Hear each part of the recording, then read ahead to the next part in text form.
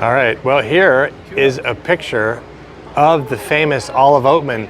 Olive Oatman is the inspiration for the name of this town, Oatman, even though Olive Oatman or her family were never in this town, which is fascinating, but we'll get to that. The town of Oatman got its name from the Oatman family, specifically Olive Oatman. Interestingly though, the Oatmans were never in this area, so why name a town after Olive Oatman?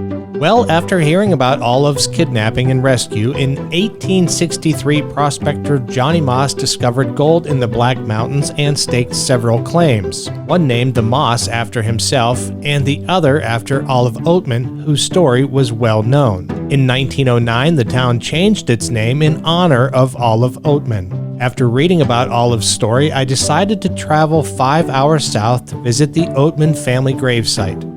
The memorial is located near Gila Bend, Arizona. All right, so I am on my way to the Oatman family massacre site where the grave site is. It is about, based on my GPS, about 2 hours and 10 minutes away from where I'm at right now. So I'm just gonna continue driving. I'll be there relatively soon. I'm excited to see this place. I've never seen it before. So we're just gonna keep driving. We'll be there soon. So I think it's safe to assume that Royce Oatman and his family traveled through a desert much like this one that's behind me. It's a very arid place. It's very dry, it's very hot, and there's no water anywhere around here. So I imagine this trip was just extremely difficult. I can't imagine what was going on in their mind. But again, Royce Oatman was a determined man. He was driven by his faith, and maybe he was driven by gold in California. We really don't know the facts about that, but it's probably safe to assume a little bit of both. Now, if you look behind me, it's all flat here, so you can picture the wagon trains coming through here. You can picture his family and his oxen traveling through here. But imagine coming across these mountains and knowing that there can be Native Americans all over this place, right? The natives, and they weren't friendly. And so they could be watching the Oatmans coming for miles and miles. They were sitting ducks.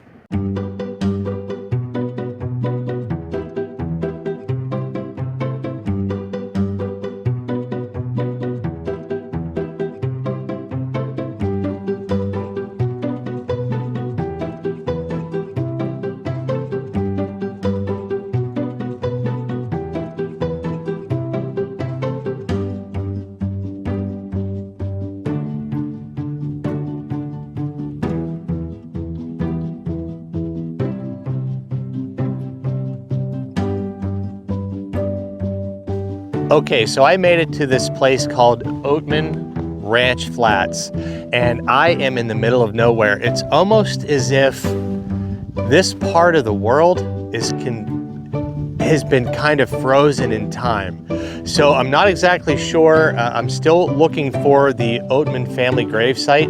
I'm going to continue looking. This is where my GPS sent me, so bear with me, guys. We're going to keep trying.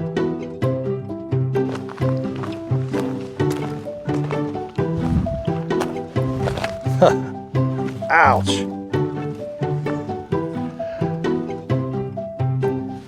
So just directly south of me is where the Oatman family gravesite is. And I'm on my way to get there. It's a little confusing out here. The GPS has kind of taken me different directions, and I haven't been able to get close to the site. So there's a good chance I'm going to have to hike in just a bit. But if you notice over here, you see that rocky cliff over there? That could very well be the cliff that Roy's son was thrown over and left for dead. Or it could be any one of these cliffs. We know that he was beaten and left for dead, thrown over one of these rocky cliffs, and somehow made it back to human civilization and was able to get the help that he needed. Okay, so I am making my way back to the interstate. I am going to try a different entrance point. Apparently, well, I talked to a friend of mine, Jay Schreck from Mad History, the Mad History YouTube channel. He told me that if I go further west on the interstate, there's a different access point to the location that I'm trying to get to. So I'm going to go do that now, and we'll see what happens.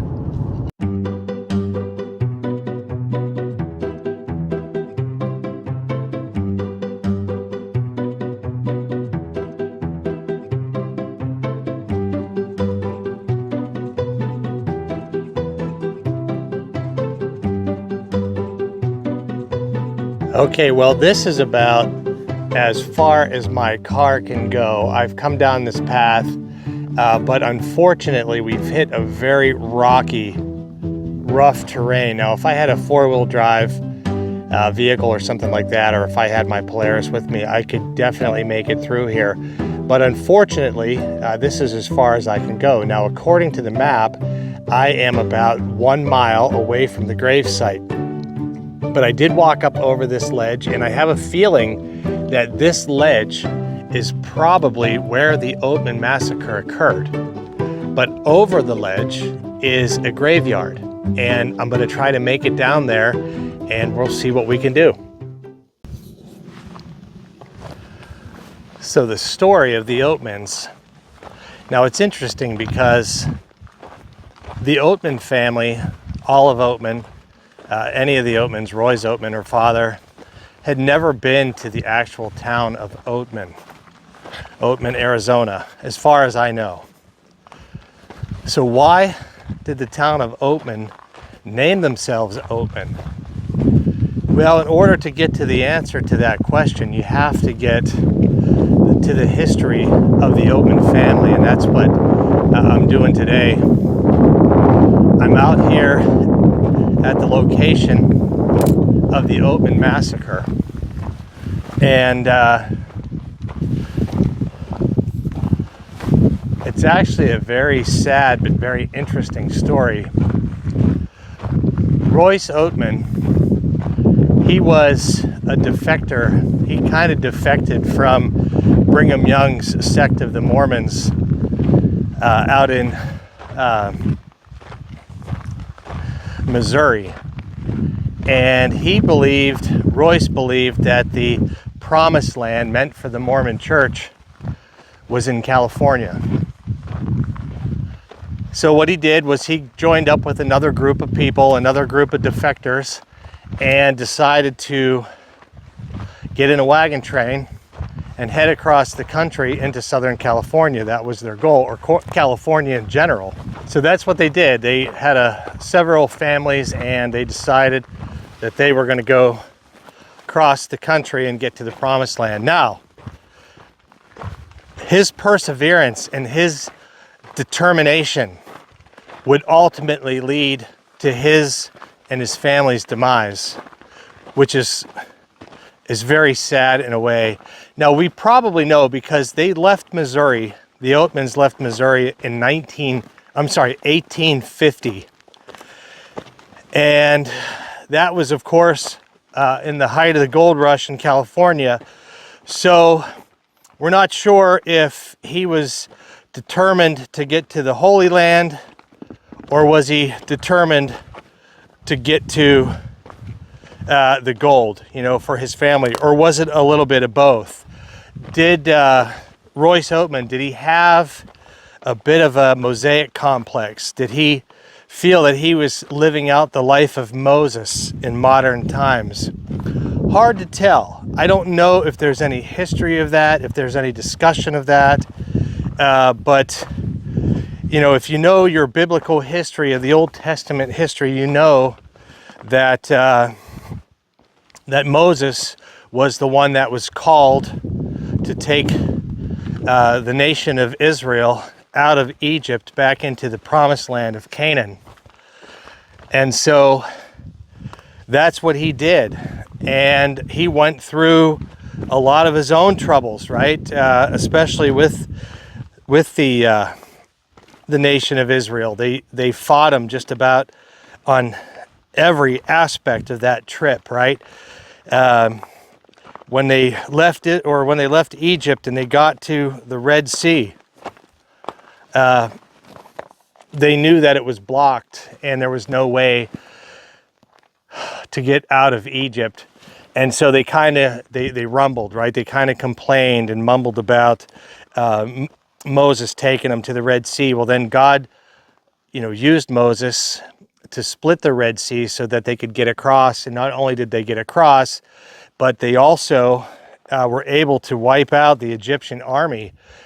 The same sea that gave them a path to the Promised Land, across the Red Sea out of Egypt, was also the same sea that engulfed the Romans. So, I'm sorry, the Egyptians. So, pretty interesting history there.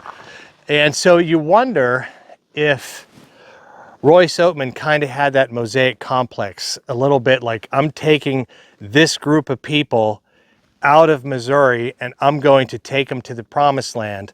In the meantime, when we get there, there's a good chance that we're going to strike it rich with gold. So he was a very determined guy. And so he packed up his family, and he had a few daughters and a son, and they headed west. Well, when they got into the New Mexico territory, New Mexico and Arizona were not a state at that time. It was called the New Mexico Territory. When they got into the New Mexico territories, the group kind of broke off into two factions. And I'm trying not to kill myself on these rocks. I can't imagine crossing this in a covered wagon. But so they broke off into two parts. One of the groups wanted to go north, the Santa Fe Trail, and the other group wanted to come south through Yuma. Well, the Oatmans, Royce Oatman, he decided that he wanted to be part of the group that came south. And so that's what they did. They broke off from the rest of the group and they headed south. Now, there were several families that went with Royce. So I believe Royce was kind of influential in the group. He seemed to be extremely determined by his faith to get to California, to get to the Promised Land. And so he pushed on, and they came to a small town. I'm not exactly sure where it was. I don't even know if the town still exists, but they came to a town, and the people at this town said that they highly recommend that they don't continue on because the terrain is extremely rough, which, if you've ever been here, I don't think you can really even have an idea. I'll show you but these are all rocks. It's just pure rock, and it's extremely hard to get through. But so they were told not to continue. Well, Royce was not going to have any of it. He was not going to let the rough terrain stop him from coming. Now, the locals also in this town told him that not only was the terrain extremely rough, but the natives were very unfriendly, and they were pretty wild. So they were known as the Yavapai. Well, the Yavapai were not friendly, but again, Royce, being so determined to make it happen, decided no, he was going to push forward, and him and his family were going to push forward. Now, the sad thing about it is that Royce's family, the Oatmans, were the only ones that were pushing forward. Everybody else in his group decided to stay back and not push forward. So they were the only family that went. And so they continued, and there's two parts of the story. Well, there's two, I guess, versions of the history. So one of the versions of the history is that the Yavapai encountered them and wanted to trade, because the Mormons at that time, they had stuff that the Indians just didn't have. And so rumor has it, or history has it, that Royce was unwilling to trade with the Indians. All right, I made it down to the road. That's good. Royce was unwilling to trade with the Yavapai. So the Yavapai killed them. And again, the story goes that there was about 19 Yavapai against, 6 or 7 of the Oatmans. Well, the other story goes that the Yavapai just attacked them, that there was no offer to trade, there was no declining by Royce to trade, but they just saw them coming through their land and attacked them and killed them. Either way, the story is that the Oatmans were massacred right here in this area. Now, the sisters, Olive, she was 14. This occurred, I believe, in February of 1951. So think about that. They left almost a year earlier, crossing the country in their wagons. But Olive Oatman was 14, and she had a younger sister as well. They were kidnapped by the Yavapai, and they were taken back to their tribe. Now, the rest of the family was left for dead. They were beaten with clubs, and I assume other things, whatever it took. But they were beaten to death, and the son was beaten to death, or so they thought, and they tossed his body over one of these rocky cliffs. Okay? And he was left for dead. Now, the miraculous thing is that the younger son actually lived. He crawled his way out of this terrain, made it back to civilization somehow. I mean, this kid must have been one tough dude, man. Knowing that his 2 sisters were kidnapped and the rest of his family was murdered, he crawled his way back to civilization, got himself all healed up, and then spent the next 5 years of his life searching for his sisters. Now, with Olive and her younger sister, they were taken to be slaves. So we don't know what that looks like. We know that they were forced to do, a lot of the work and chores around the tribe of the Yavapai. But we don't know. We don't know if they were sexually abused. We don't know if they were raped. Who really knows, right? But we do know that the Yavapai pushed them almost to death. And so another Indian tribe, and I'll put the name of the tribe up on the screen because I'm walking, I don't have all the notes in front of me, but the other Indian tribe felt compassion for Olive Oatman and her sister. And so they were willing to trade, and they actually traded, as history says, a couple horses. So 2 horses for the 2 girls. So this tribe actually took Olive and her sister in as equals. In other words, they welcomed them in to their tribe, and they tried to nurse them back. They weren't slaves any longer. They weren't treated terribly any longer. They were welcomed in. And unfortunately, the younger sister was too far gone. She died from starvation. They just couldn't nurse her back to health, but Olive survived. And you've probably seen pictures, but I'll put a picture of Olive Oatman up on the screen here, but you've probably seen these pictures before. Olive is the one who had the chin tattoos. She also had some arm tattoos. But this was the Indian tribe's way of welcoming. It was a badge of honor. It wasn't a bad thing. It was a badge of honor because this is what that particular Indian tribe, what they did was they would mark their women with these tattoos so that they could identify them and find them in the next life.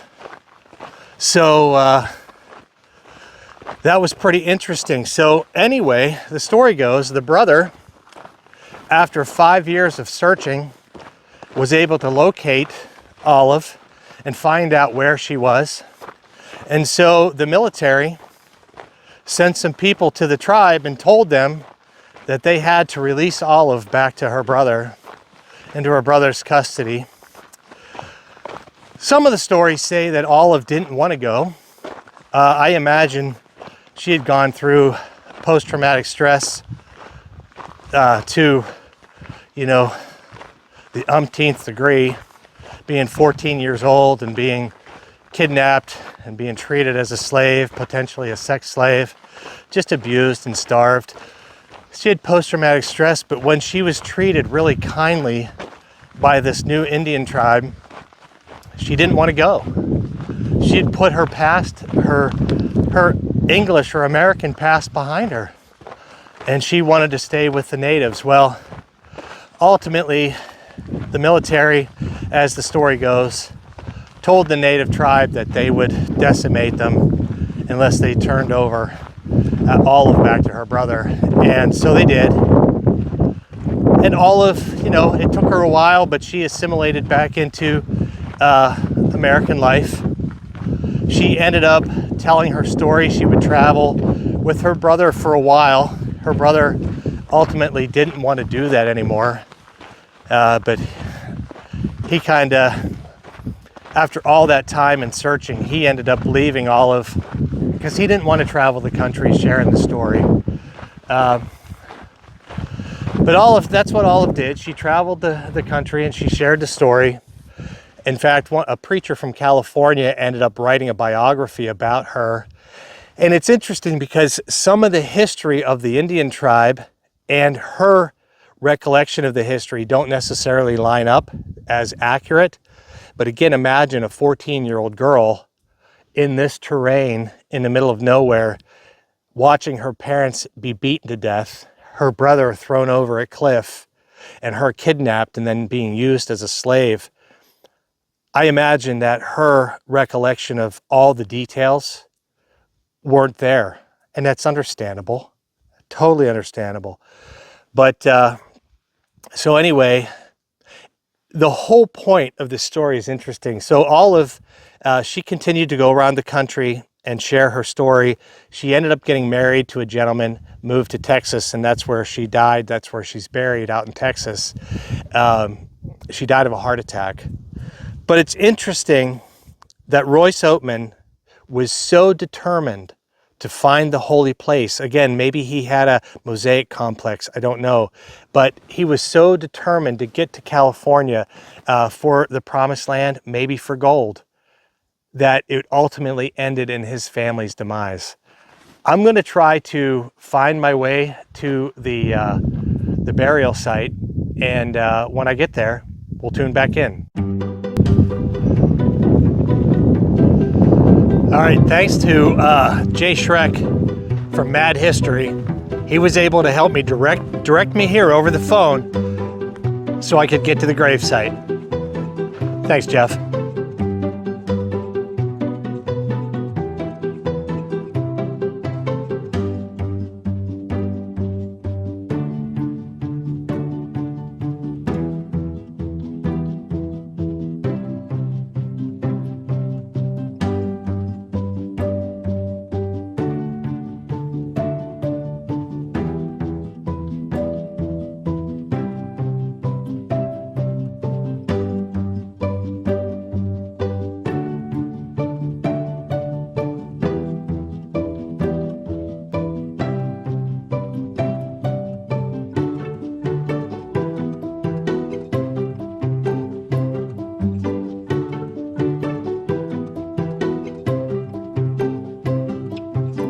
So this is the original Oatman grave headstone, memorial headstone. Boy, the bugs out here are unbelievable.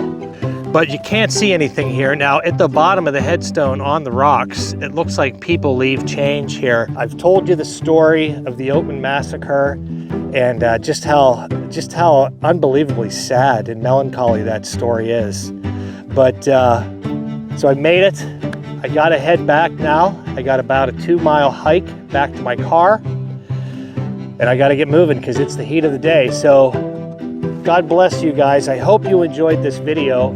If you did, give it a thumbs up, give it a like, give it a share, and please subscribe to my channel. It makes all the difference in the world. Until next time, get off the interstates and go enjoy small town America.